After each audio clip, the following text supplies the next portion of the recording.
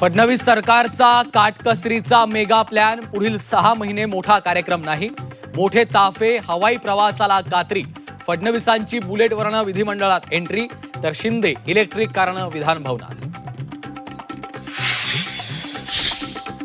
नरेंद्र मोदींनी केलेल्या आवाहनाला प्रतिसाद द्या, शरद पवारांची जनतेला साद. तर सोमनाथमध्ये एअर शो कशासाठी, निवडणुकीनंतर जनतेला आवाहन का, शरद पवारांचे मोदींना सवाल. आनंद परांजपेंकडून राष्ट्रवादीच्या सर्व पदांचा राजीनामा, परांजपे शिवसेनेत जाणार असल्याच्या चर्चांना उधाण.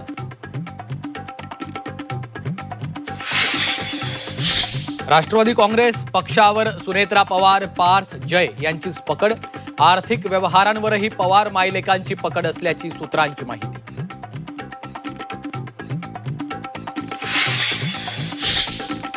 दिल्लीत आठवड्यातील 2 दिवस वर्क फ्रॉम होम, शासकीय निमशासकीय कर्मचाऱ्यांसह खासगी कंपन्यांनाही वर्क फ्रॉम होमचे निर्देश, काटकसरीसाठी वर्क फ्रॉम होमचा उपाय.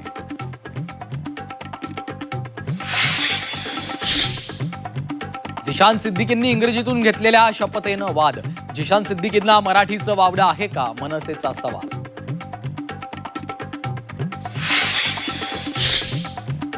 नसरापूर अत्याचार प्रकरणी आरोपीला 14 दिवसांची न्यायालयीन कोठडी, नराधम भीमराव कांबळेची येरवडा तुरुंगात रवानगी.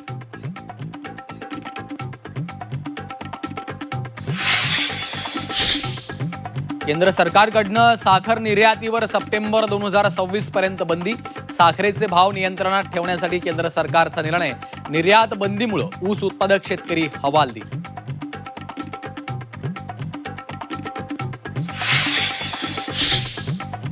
जळगावच्या सुवर्णनगरीत सोन्याच्या दरात पुन्हा 1000ची वाढ, सोन्याचे दर आता जीएसटी सह 1,64,800 रुपयांवर.